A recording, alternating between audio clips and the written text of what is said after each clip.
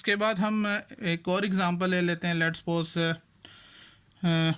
Late हमारे पास D एक matrix है और उसके एलिमेंट्स हैं 4 और -7। अब इस मैट्रिक्स को देखें तो नज़र आ रहा है इसमें सिंगल रो है और 2 कॉलम्स बन रहे हैं। तो इसका क्या होगा? Order of matrix D is equals to, सबसे पहले 1 रो 1/2, ये इसका ऑर्डर होगा। एक और हम एग्जांपल ले लेते हैं। लेट E एक मैट्रिक्स है और उसके एलिमेंट्स हमारे पास हैं 5 और 3। इसका हमने ऑर्डर बताना है।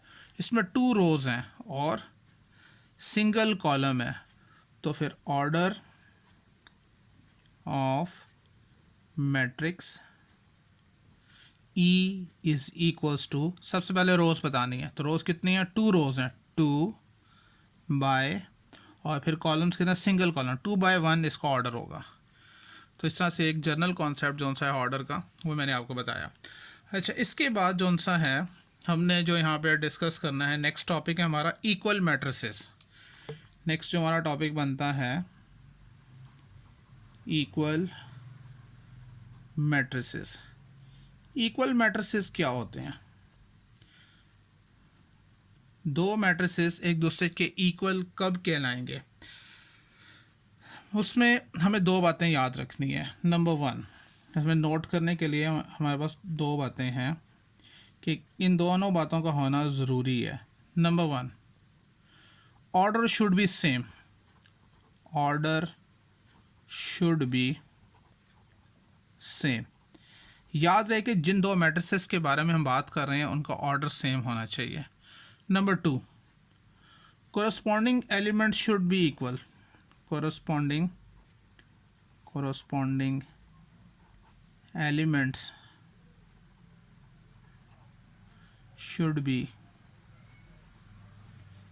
Equal to each other. वो एक दूसरे के इक्वल होने चाहिए। इन दोनों कंडीशंस का फुलफ़िल करना ज़रूरी है, अदरवाइज़ वो दोनों मैट्रिसेस इक्वल नहीं होंगे। लेट इसको फॉर एग्ज़ाम्पल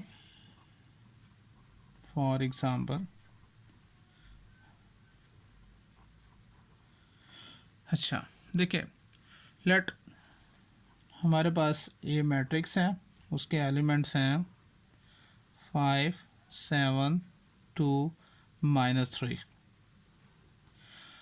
हमारे पास B एक और मैट्रिक्स है, उसके एलिमेंट्स हैं 2 + 3, 10 - 3, 2 - 3। क्या ये दोनों इक्वल मैट्रिसेस हैं? अच्छा, इक्वल मैट्रिसेस के लिए सबसे पहली बात हमने क्या कहा था? Order should be same. अगर मैं इसका ऑर्डर देखूं, 2 रोज़ हैं और 2 कॉलम्स हैं, तो ऑर्डर क्या हो गया? 2/2। मतलब इसका ऑर्डर है 2/2। ठीक है। अच्छा, इसका देखें, इसका भी 2 रोज़ हैं और 2 कॉलम्स हैं। इट मीन कि ऑर्डर जो पहली कंडीशन है इक्वल मैट्रिसेस की, वो फुलफ़िल होगी, यानी ऑर्डर शुड बी सेम, वो फुल हो गया। Corresponding element should be equal to each other. अब कोरस्पॉन्डिंग एलिमेंट से क्या मुराद है? उससे मुराद ये है कि मैट्रिक्स का इस कॉलम का जो एलिमेंट है वो जौन सा है वो इक्वल होना चाहिए इस कॉलम वाले एलिमेंट्स के साथ, और ये वाला एलिमेंट है इसको इक्वल होना चाहिए इसके इक्वल। इसी तरह से ये जो एलिमेंट है इसको इक्वल होना चाहिए इस एलिमेंट के इक्वल, और इसको इक्वल होना चाहिए इसके इक्वल। और वो देख लें, ये 5 है तो 2 + 3 ये भी 5 है। ये 7 है तो 10 - 3 ये भी 7 है। इस कॉर्नर में 2 है तो इस कॉर्नर में भी 2 है। यहाँ -3 है तो ये भी -3 है। तो इसका मतलब है जो सेकंड कंडीशन है वो भी कंप्लीट करता है। तो इसका मतलब क्या हुआ कि मैट्रिक्स ए जो सा है that is equal to matrix B. कुछ समझ में आ गई? मेरा ख्याल में स्टूडेंट्स इतना मुश्किल नहीं होगा, बहुत आसान सा है कि पहली बात है इक्वल मैट्रिसेस के लिए कि ऑर्डर शुड बी सेम। अगर ये 2/2 है ये भी 2/2 हो, अगर ये 2/3 है तो ये भी 2/3 होना चाहिए, ये 2/1 है तो ये भी 2/1 हो, मतलब ऑर्डर शुड बी सेम। फिर दूसरी बात, corresponding element should be equal to each other. जो इस कॉर्नर वाला एलिमेंट है वो इस कॉर्नर वाले एलिमेंट के इक्वल हो, इस कॉर्नर वाला इसके इक्वल हो, ये इसके इक्वल हो, ये इसके इक्वल हो।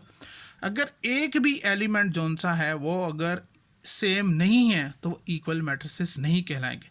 लेट हमारे पास एक और मैट्रिक्स है, लेट सी एक मैट्रिक्स है, इसको भी एक्सप्लेन कर लेते हैं। 5 7 2 और 3। अब अगर हम देखें इन दोनों का कंपैरिजन करें, ए और सी का, 2/2 ऑर्डर है, ये भी 2/2 ऑर्डर है। अब कोरस्पॉन्डिंग एलिमेंट की बात करें, ये 5 है, ये भी 5 है, ये 7, ये भी 7, ये 2, ये भी 2। लेकिन ये जो एलिमेंट है 3, ये -3 है, लेकिन ये क्या है, ये जौन सा है ये +3 है, ये -3, ये तो इक्वल नहीं हो सकते। तो इस सेंस में हम ये कह सकते हैं कि matrix A is not equal to matrix C. ये दोनों एक दूसरे के इक्वल नहीं हैं। तो मुझे उम्मीद है आपको इक्वल का भी कॉन्सेप्ट समझ में आ गई होगी कि कौन से दो मैट्रिसेस एक दूसरे के इक्वल हैं। उनके लिए इन दोनों कंडीशंस को फुलफ़िल होना ज़रूरी है। इस केस में ए और सी के केस में ऑर्डर तो सेम है लेकिन कोरस्पॉन्डिंग एलिमेंट्स नहीं है। तो इस चीज़ का ख़ास तौर पे हमने ख्याल रखना है, ठीक है।